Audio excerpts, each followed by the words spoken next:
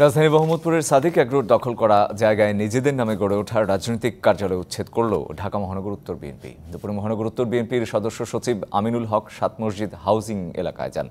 সেখানে খালের জায়গায় গড়ে তোলা রাজনৈতিক কার্যালয়টি দেখে দলীয় নেতাকর্মীদের তা ভেঙে ফেলার নির্দেশ দেন।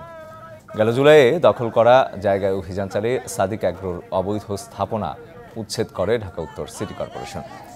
আওয়ামী লীগ সরকারের পতনের পর সেখানে রাতারাতি বিএনপির সাইনবোর্ড টাঙিয়ে রাজনৈতিক কার্যালয় তৈরি করা হয়। এ বিষয়ে গণমাধ্যমে সংবাদ প্রচারিত হলে দলের ভারপ্রাপ্ত চেয়ারম্যান তারেক রহমান এ ঘটনা খতিয়ে দেখতে বলেন। দলের কেউ জড়িত থাকলে ব্যবস্থা নেওয়ার নির্দেশও দেন তিনি।